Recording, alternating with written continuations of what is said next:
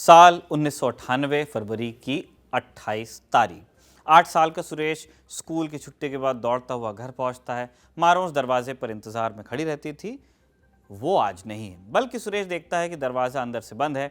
कई बार खटखटाने के बाद जब कोई जवाब नहीं आता तो सुरेश ज़ोर से माँ माँ चिल्लाता है। अब की बार अंदर से हूँ की आवाज़ आती है, लेकिन ये माँ की आवाज़ नहीं थी। दरवाज़ा खुलता है, सामने अर्धनग्न हालत में माँ खिड़की से बंधी है। अंदर एक और आदमी है। सुरेश कुछ पूछ पाए इससे पहले ही वो आदमी कहता है, तुम्हारी माँ पर भूत का साया है, इसलिए उसे खिड़की से बांध कर रखा है। 8 साल का सुरेश कुछ समझ पाता है इससे पहले ही वो आदमी घर से निकल जाता है, ये कहते हुए कि वो डॉक्टर को बुलाने जा रहा है। घटना के पूरे 7 साल बाद एक और बार सुरेश का इस आदमी से आमना सामना होता है अदालत में। उमेश रेड्डी नाम का ये आदमी सिर्फ सुरेश की मां का गुनहगार नहीं था, बल्कि इसकी गिनती उन लोगों में होती थी जिन्हें सीरियल रेपिस्ट और सीरियल किलर कहा जाता है। अपनी ज़िंदगी में 18 या शायद उससे भी ज़्यादा औरतों का रेप और हत्या करने वाला ये व्यक्ति कौन था, या कहें कि कौन है, जानेंगे आज के एपिसोड में। साथ ही जानेंगे इस केस से जुड़े कुछ सवालों के जवाब। कैसे उमेश रेड्डी ने 90s के दशक में कर्नाटक के इलाके में अपनी दहशत फैलाई, दसियों बार पुलिस के हाथ से बच निकलने के बाद कैसे हुई उसकी गिरफ्तारी, और क्यों आज यानी कि साल 2022 तक, जबकि तारीख का एपिसोड रिकॉर्ड हो रहा है, तब तक उमेश को फांसी नहीं मिल पाई। नमस्कार, मेरा नाम है निखिल और आप देख रहे हैं तारीख। आज 7 जुलाई और आज की तारीख का संबंध है एक सीरियल किलर से।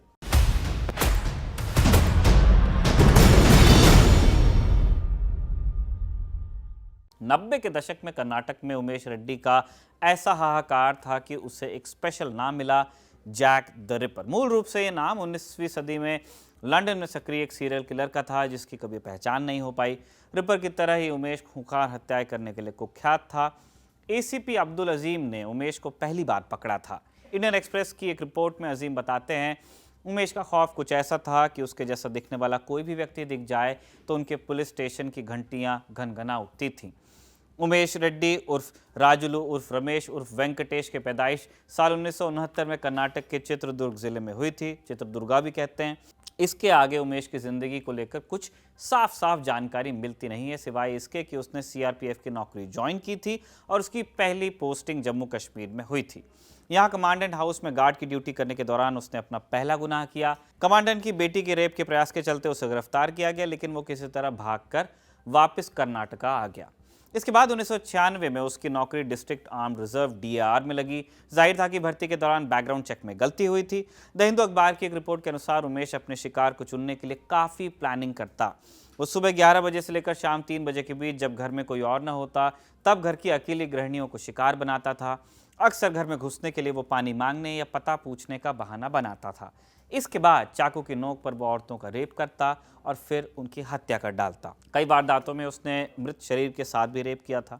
पुलिस में काम करते हुए उमेश को पुलिस के तौर तरीकों का अंदाजा हो गया था, इसलिए हत्या करने के बाद वो औरतों के जेवर लेकर चंपत हो जाता, ताकि ऐसा लगे कि हत्या लूट के इरादे से की गई है। जैसे कि अधिकतर सीरियल किलर करते हैं, हत्या के बाद वो भी एक निशानी या ट्रॉफी अपने साथ लेकर जाता। इस मामले में वो होती मृत महिला के अंडरगारमेंट्स। रिपोर्ट्स के अनुसार उमेश को पुलिस ने जितनी बार गिरफ्तार किया, उसने अपने कपड़ों के अंदर महिलाओं के अंडरगारमेंट्स पहने हुए थे। साल 1996 में नौकरी लगने के 4 महीने के अंदर ही उसने एक बार फिर एक लड़की का रेप करने का प्रयास किया। लड़की इस दौरान स्कूल से घर की ओर जा रही थी। उसने उमेश के सिर पर एक पत्थर मारा और वहां से भाग गई। इसके बाद 6 दिसंबर 1996 को उमेश ने अगली वारदात को अंजाम दिया। उसी मोहल्ले में उमेश ने 16 साल की एक और लड़की को अपना शिकार बनाया और इस बार वो सफल भी हो गया।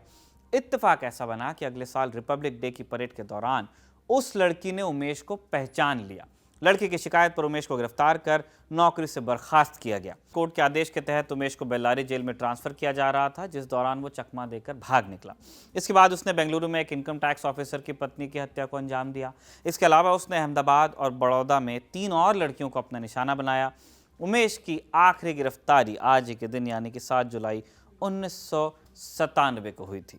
पुलिस को उस दौरान शिकायत मिली कि महिलाओं के अंडरगारमेंट्स जो सुखाने डाले गए थे, चोरी हो रहे थे। इस मामले में पुलिस ने उमेश को रंगे हाथ पकड़ा तो उसके घर से औरतों के अंडरगारमेंट्स का एक गट्ठर निकला। पुलिस को तब उसने अपना नाम रमेश बताया। पुलिस जब उसे पूछताछ के लिए ले जा रही थी तो वो एक बार दोबारा भाग निकला।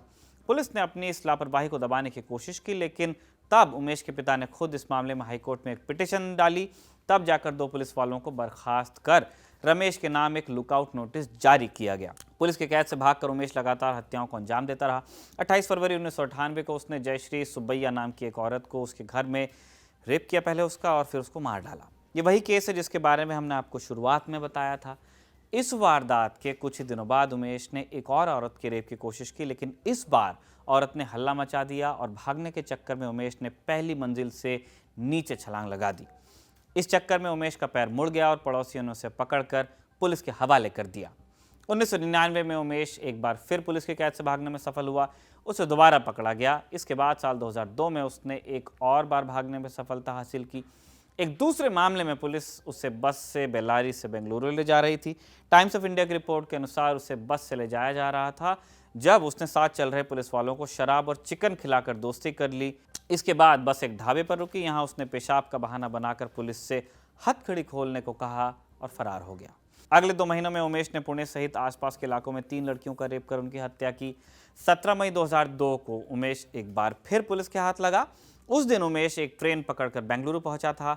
यहाँ उसने यशवंतपुर रेलवे स्टेशन के क्लोक रूम में अपना सामान रखा और करीब 8 बजे पास के एक सैलून में बाल कटाने पहुंचा। इस दौरान एक ऑटो रिक्शा ड्राइवर ने अखबार में उसकी तस्वीर देख उसे पहचान लिया और तुरंत पुलिस को इत्तला कर दी। इस बीच उमेश सैलून से निकलकर वापस रेलवे स्टेशन की ओर बढ़ा, जहां पुलिस ने उसे गिरफ्तार किया। ये उमेश की आखिरी गिरफ्तारी थी। स्टेशन में जब उमेश का सामान खंगाला गया तो वहां से पुलिस को औरतों के अंडरगारमेंट्स मिले। इसके अलावा उसके बैग से साड़ी, ब्लाउज सहित औरतों के और भी कपड़े मिले। बाद में पुलिस ने खुलासा किया कि उमेश एक क्रॉस ड्रेसर है, यानी ऐसा व्यक्ति जो विपरीत लिंग के कपड़े पहनना पसंद करता है। उमेश पर कुल 18 महिलाओं की हत्या का इल्जाम था, लेकिन इनमें से सिर्फ 9 मामलों में उसे सजा हो पाई। बाकी मामलों में पुलिस के पास पर्याप्त सबूत नहीं थे। 26 अक्टूबर 2006 को बेंगलुरु फास्ट ट्रैक कोर्ट ने उसे फांसी की सजा सुनाई। अदालत में उमेश ने बयान दिया कि वो पैसों के खातिर ये सब कर रहा था ताकि अपनी मां का इलाज करा सके, लेकिन अदालत ने माना कि पुलिस की गिरफ्त से बार बार फरार होकर उसने हत्याओं को अंजाम दिया। इसका मतलब ये था कि उसे अपने किए का कोई पछतावा नहीं था। चूंकि फांसी का मामला था, इसलिए केस हाईकोर्ट भी पहुंचा। अक्टूबर 2007 में कर्नाटक उच्च न्यायालय की डिविजनल बेंच ने इस मामले को सुना, लेकिन इस केस में दोनों जजेस की राय भिन्न थी। इसके बाद मामले को 3 जजों की बेंच के पास ले जाया गया, जहां बहुमत से फांसी की सजा बरकरार रखी गई। 1 फरवरी 2011 को सुप्रीम कोर्ट ने भी इस मामले में हाईकोर्ट के फैसले को बरकरार रखा। इसके बाद उमेश ने राष्ट्रपति के आगे क्षमा याचना की अपील की। 2013 में वो भी खारिज हो गई। 2016 में उसने एक और पिटीशन डाली, जिसे सुप्रीम कोर्ट ने फिर रिजेक्ट कर दिया। इसके बाद उमेश की फांसी का रास्ता लगभग साफ था, लेकिन उसे मानसिक रूप से विक्षिप्त होने का दावा कर हाई कोर्ट में एक और अपील दायर कर दी।